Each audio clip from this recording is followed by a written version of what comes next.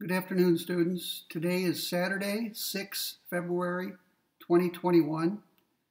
The other day when I was recording a video for my biomedical ethics course, I was an hour and 8 minutes into the lecture and almost done when all of a sudden my screen went black. And as you could probably guess, I was unable to recover the video. I'm worried that that may happen again.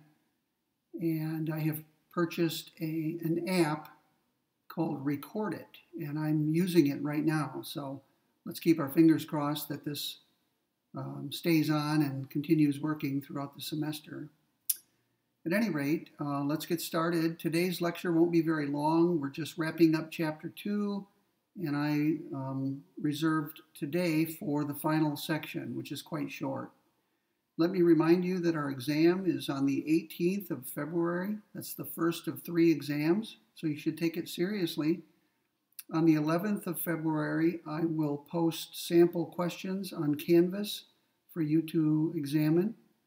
So that's all coming up quickly. 5 days from now, the sample questions will be posted, and then a week later, the exam itself. I'd like you to read the first section of Chapter 3 for next week's lecture. The first lecture next week will cover the doctrine of swine objection, and the second day next week will cover what's called the too high for humanity objection. These are objections that John Stuart Mill himself raised to his theory. The week after that, we will wrap up our discussion of Chapter 3 with what's called the lack of time objection, and then the second lecture that week will be replaced by the exam. So after today, 3 more sections, then the exam. Okay, so let's get back to Chapter 2 and wrap things up today. Before we get to the final section, I may have told you that I'd like to spend a few minutes on the previous section. And what I want to cover specifically are some of the features of U sub 7. Remember, U sub 7 is the final and correct formulation of what Feldman calls act utilitarianism. He says it's the version of utilitarianism that John Stuart Mill appears to have endorsed or accepted.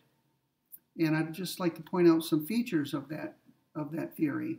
First of all, according to Feldman and many others, of course, utilitarianism is a consequentialist doctrine.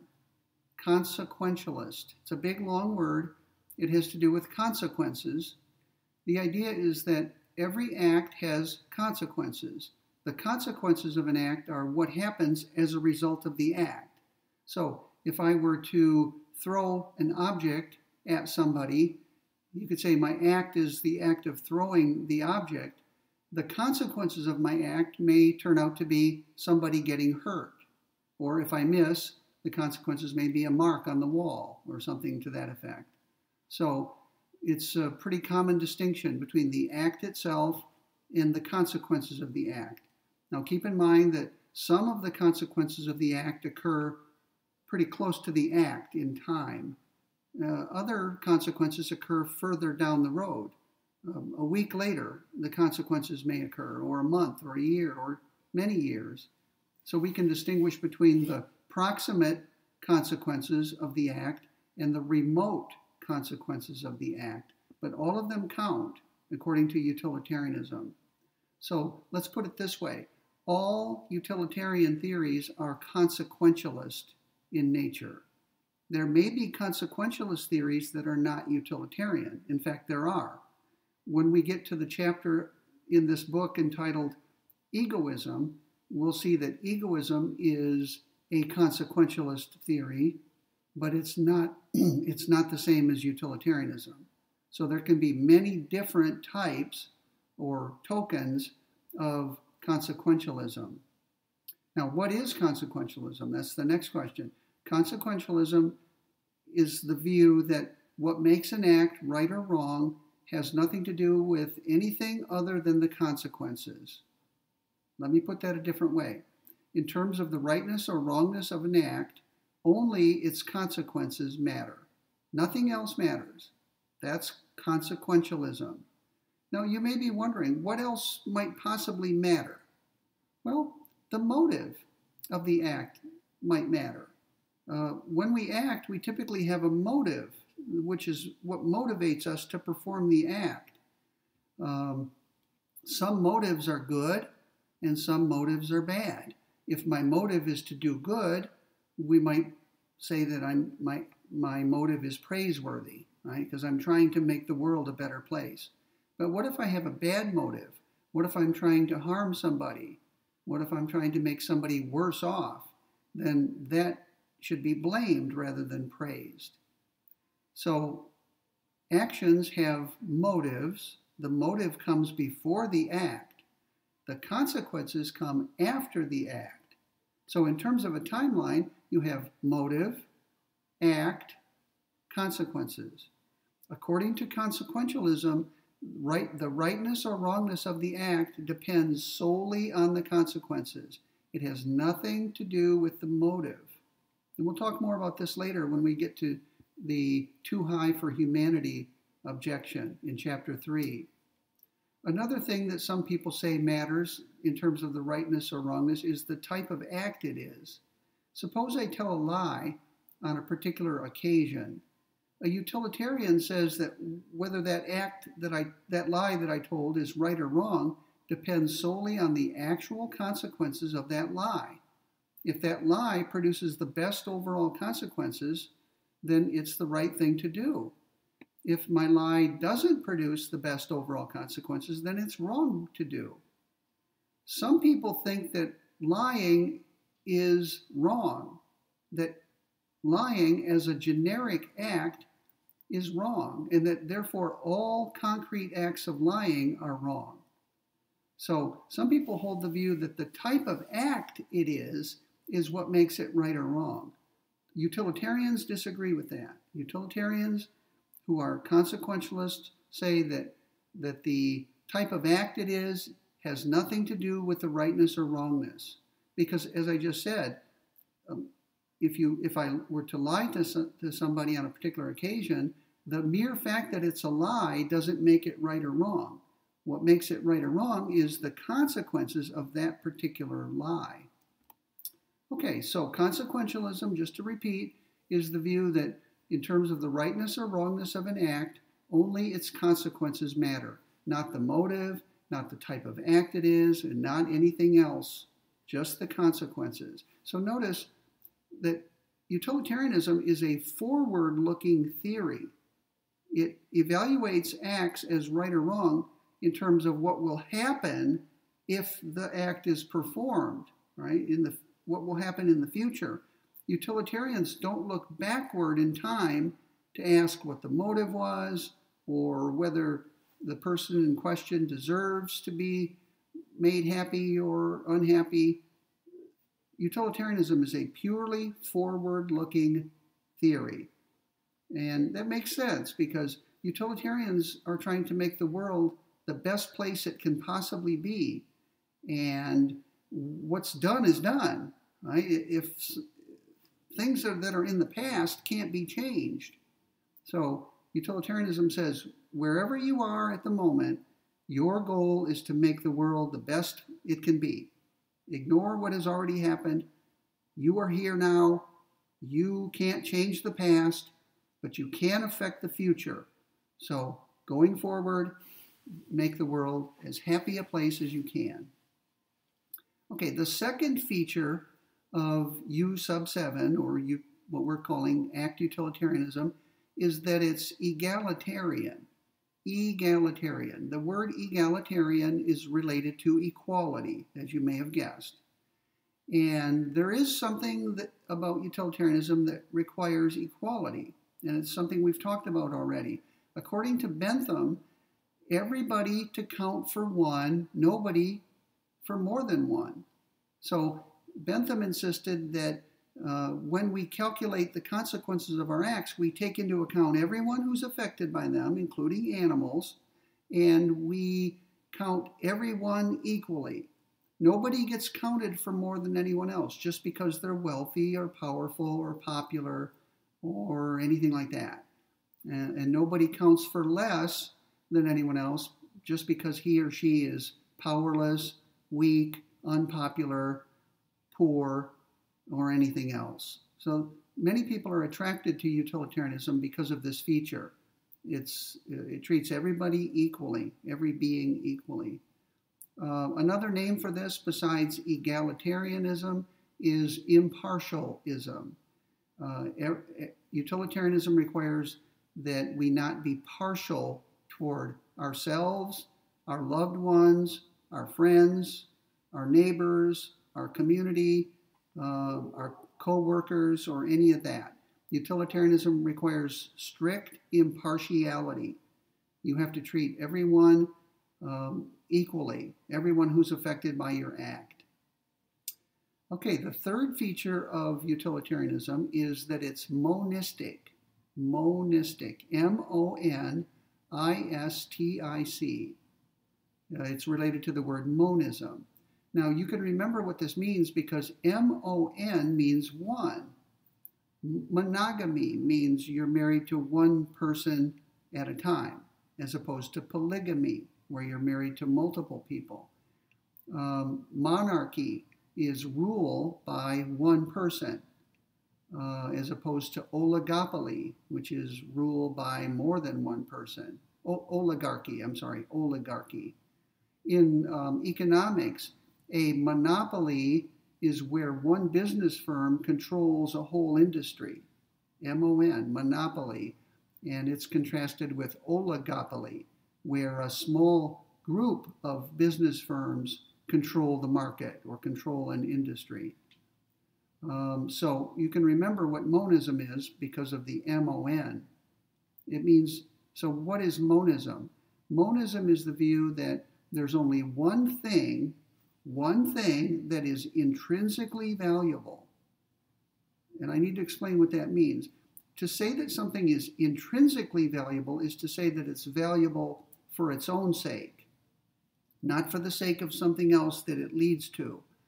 To say that something is intrinsically valuable or intrinsically good is to say that it's valuable or good in and of itself. The goodness is inside of it. The goodness inheres in it.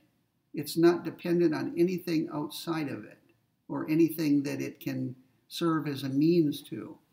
Now, one of the great philosophical questions that goes way back in time is how many intrinsically good things are there? The monist says there's just one. Only one thing is good in and of itself. And everything else, therefore, that is good because it's either a means to that one intrinsically good thing or it's part of that one intrinsically good thing. Now, what's the contrast with monism? The contrast with monism is pluralism. Some people believe that there's more than one intrinsically good thing or intrinsically valuable thing. More than one. That means two or more. Now, let me just give you some examples.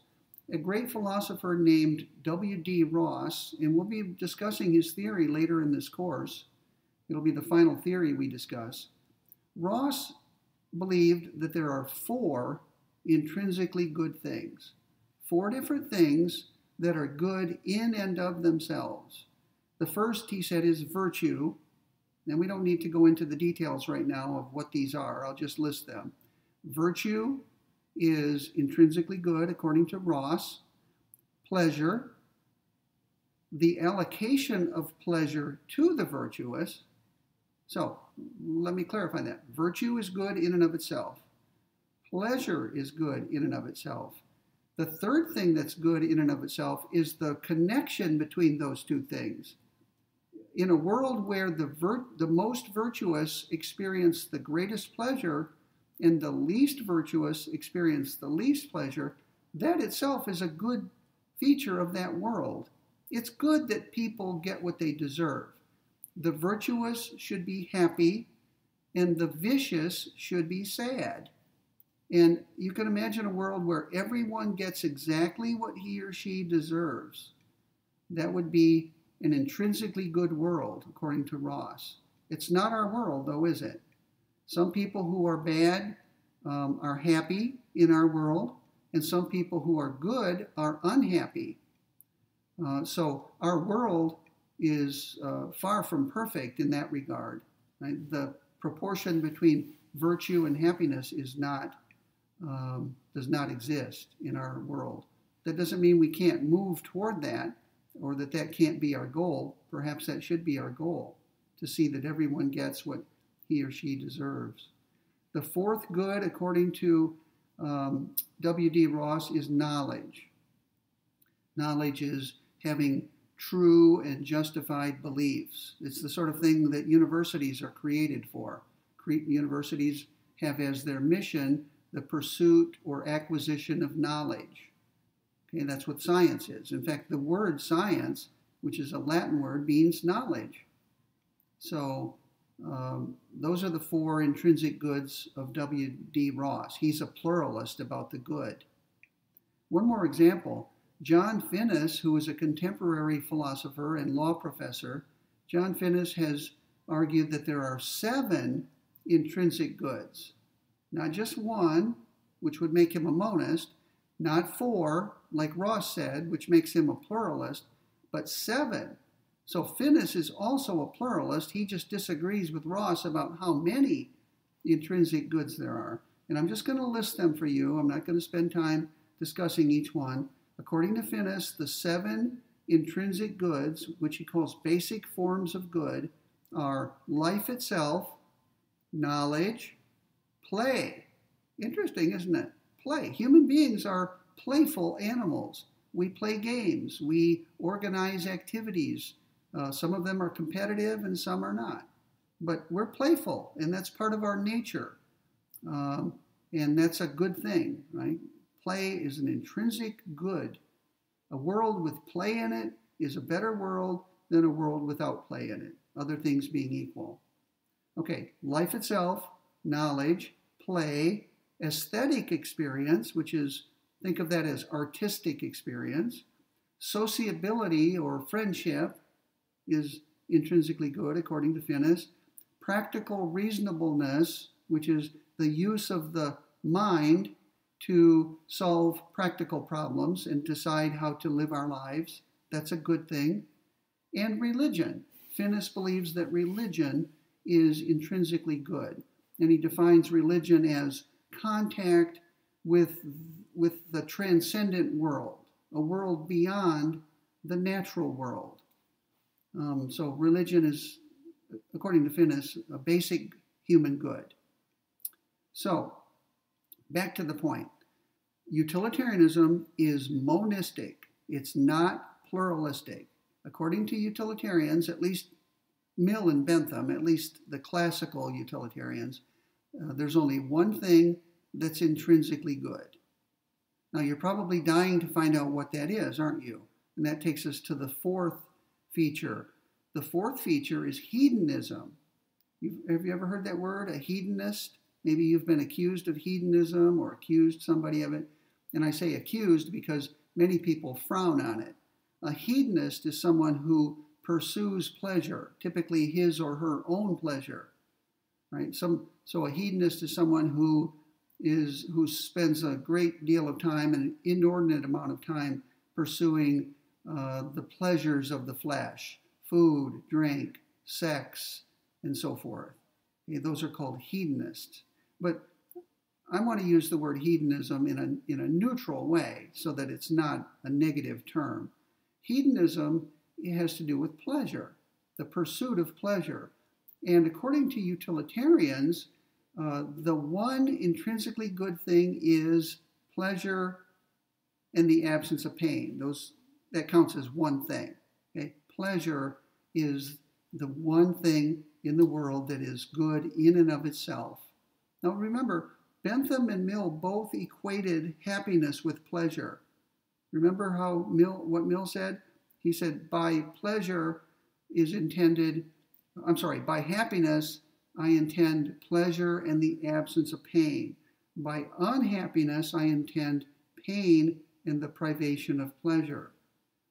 So Mill and Bentham, as crazy as it may sound, equated happiness and pleasure. But they were hedonists. In their view, the one thing that is intrinsically good is pleasure or happiness. Here's how Feldman puts it on page 26 of his book. He says, U sub 7 makes the normative status of an act depend entirely upon how much pleasure and pain it would cause, as compared with the pleasure and pain that would be produced by its alternatives. Okay, so that's the goal of a utilitarian. Maximize overall pleasure, or net pleasure. Net pleasure is pleasure minus pain. Okay, one more feature and we'll be done with this. The fifth and final feature of utilitarianism, or U sub 7, is that it's a maximizing theory. The goal of a utilitarian is to get as much happiness as possible on every occasion. Okay, the goal is to maximize or get the maximum amount of pleasure. Now, what would be the alternative to that? Well, someone might claim, a particular utilitarian might claim that the goal is to get a certain amount of pleasure, but not necessarily as much as you can. You don't have to wring out every possible drop of pleasure every time you act. As long as your actions produce a certain amount of pleasure, a satisfactory amount of pleasure, that's good enough. That's what some utilitarians might say.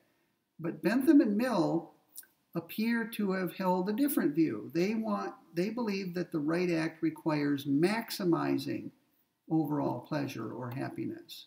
So maximization is what we'll call it, as opposed to satisfaction or getting a satisfactory amount. So I hope you can realize now that utilitarianism is a very demanding theory. It tells you that nothing less than the best will suffice. On every occasion of your life, if you're a utilitarian, you must figure out, using Bentham's philosophic calculus, you must figure out what you can do at that moment that would maximize overall happiness. And once you do the calculation and figure that out, you must perform that act, whether you want to or not. Right? It's required of you by your theory. The theory demands that you perform and act upon these calculations. Now that may sound terrible. You may say, I don't like the fact that this theory is demanding things of me. But the reply would be that morality is, by its nature, difficult and demanding. It's not easy to do the right thing, morally speaking. Right? Anything worth doing is worth doing even if it's difficult. So utilitarians say this, for what it's worth, is the right action, and you must perform it if you want to act rightly, and if you want to be praised as a good person. Some people are put off by the demandingness of utilitarianism. Other people are attracted by that.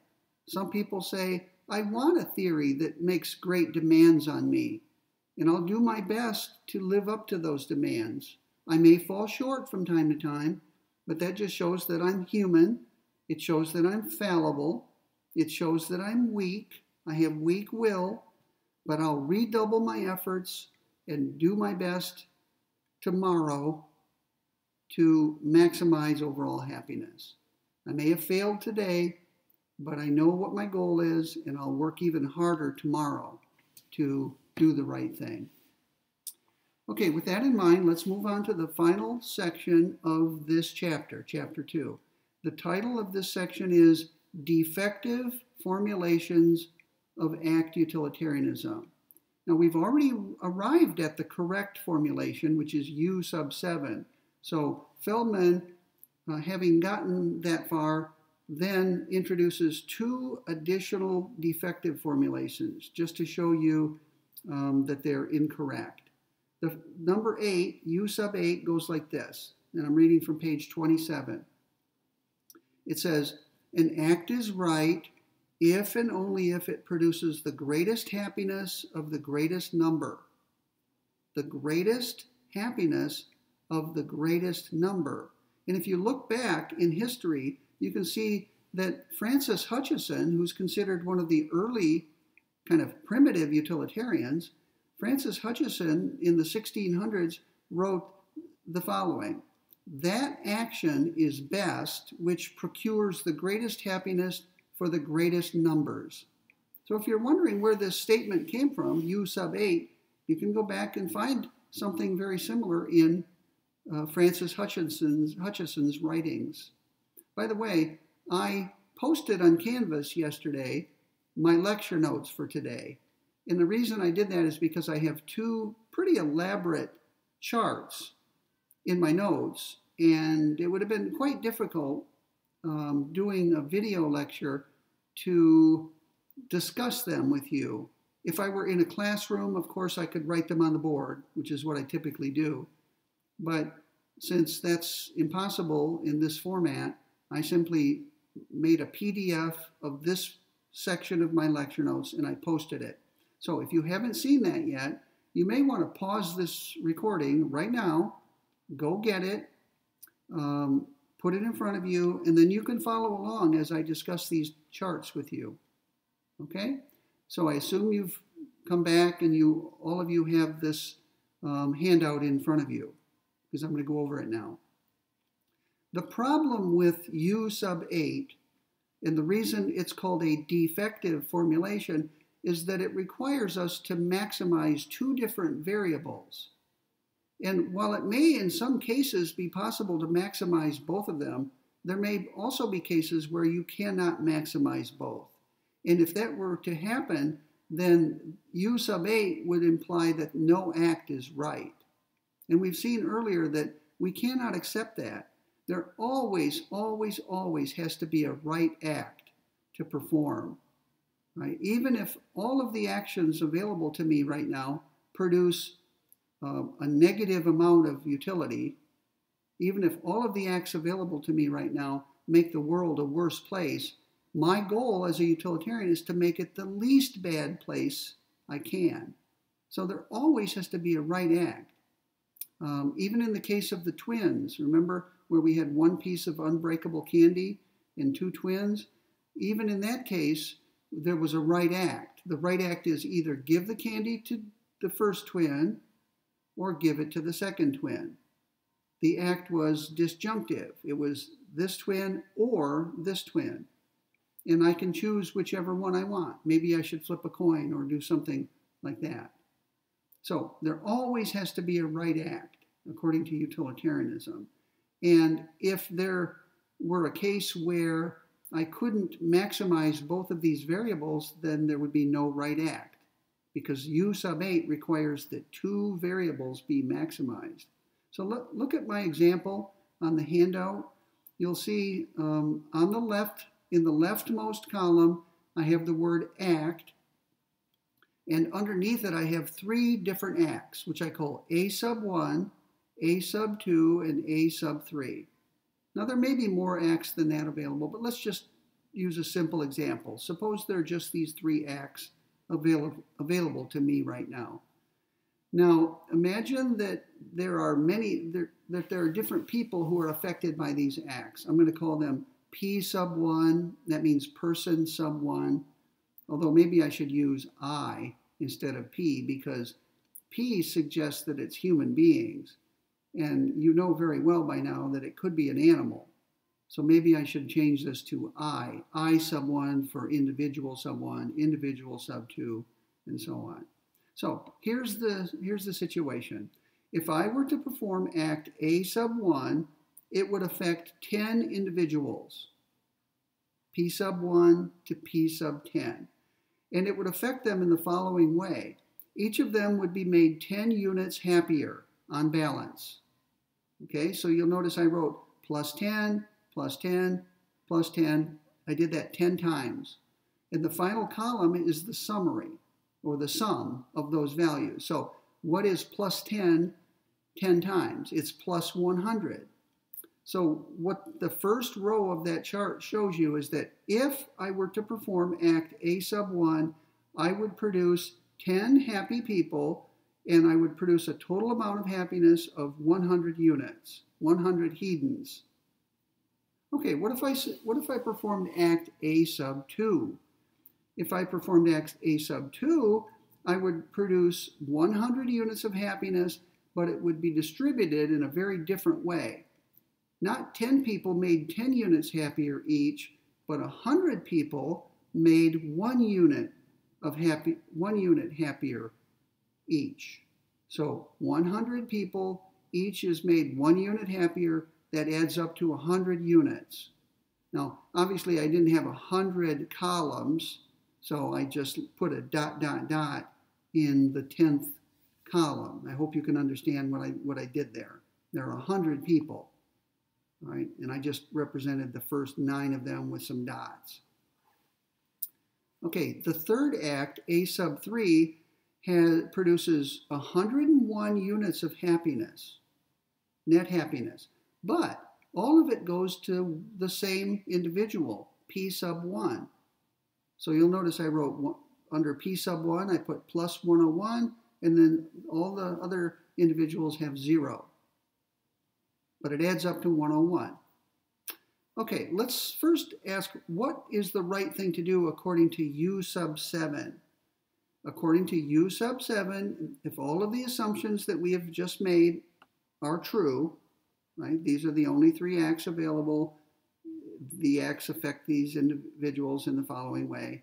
And if we did our arithmetic correctly by adding, the correct act is the one that has the highest total. And that is act A sub 3, isn't it? A sub 3, according to U sub 7, is the correct act because it has the highest total. 101 is higher than 100. It's also higher than 100. Now, let's apply U sub 8 to this example. U sub 8, just to go back and refresh your memory, says an act is right if and only if it produces the greatest happiness of the greatest number.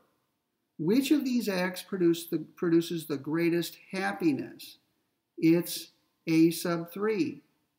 Which of these acts produce the greatest number of happy people? It's A sub 2. Right? A sub 2 has 100 happy people, or happier people. So U sub 8 blows a fuse, according to Feldman on page 28. That's his term. U sub 8 can't handle examples like this. It blows because there's no single act that maximizes both the overall good or happiness and the number of happy people. So that shows you why U sub 8 is defective. And you should not formulate utilitarianism in such a way that it requires the maximization of 2 different things. It should require the maximization of only one thing, and then there can't possibly be any conflicts between 2 or more goals or objectives. Okay, let's move on to U sub 9, and then we'll be done for the day. U sub 9 tries to solve the problem that we just experienced with U sub 8, and it goes like this. An act is right if and only if it causes more pleasure and less pain than any other act the agent could have done it instead. So notice, it's requiring 2 things. That's going to be a problem again. It has to cause more pleasure than any other act, and it has to cause less pain than any other act. And there may be cases where the same act does both of those things, okay? In which case, that would be a confirming instance of this theory. But the problem is there are also cases, and I'm about to show you one, where there's no single act that does both of those things. So look at my example on your sheet. It's U sub 9. You'll see a chart. And it has also 3 acts, A sub 1, A sub 2, and A sub 3. And this time I broke it down as follows. For each act, I looked at the amount of hedons that act brings about all together, when all of the hedons are added together. And you'll see that act A sub 1 brings about 100 additional units of happiness. Act A sub 2 brings about 90 additional units of happiness, and A sub 3 brings about 10. So it's 100, 90, and 10. The next column has lists all of the dolors or units of pain that these acts bring about. Let's suppose that act A sub 1 brings about 99 units of pain. A sub 2 brings about 10 units of pain, and A sub 3 brings about 9 units of pain. Now, when we sum these for each act, we get the final column. What do you get when you combine plus 100 and minus 99? You get plus 1. So you'll see that in the final column.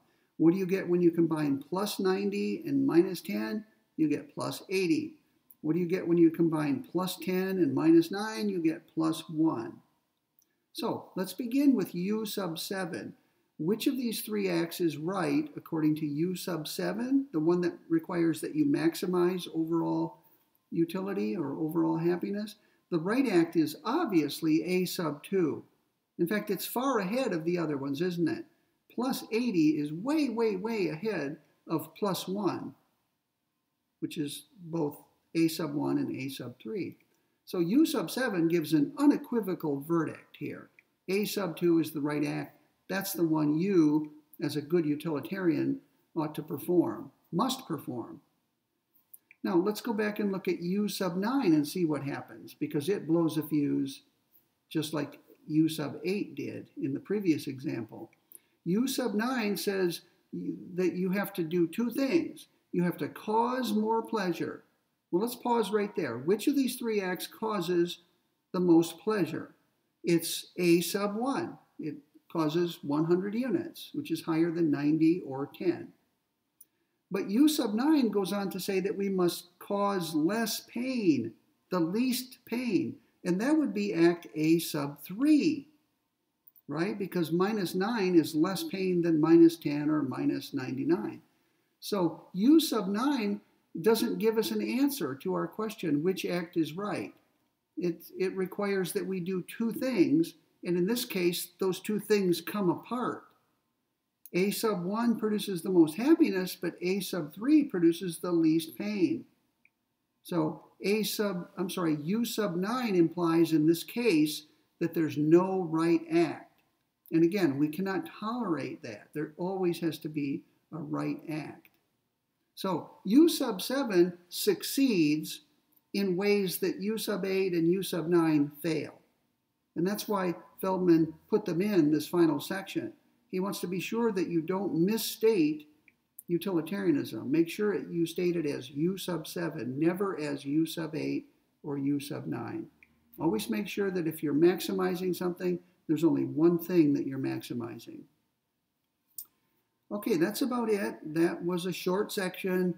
We're now done with Chapter 2. We're going to cover the first three sections of Chapter 3 starting next week, probably on Tuesday. I expect that I'll put your first video up on Tuesday. So I'd like you to read the section entitled The Doctrine of Swine Objection.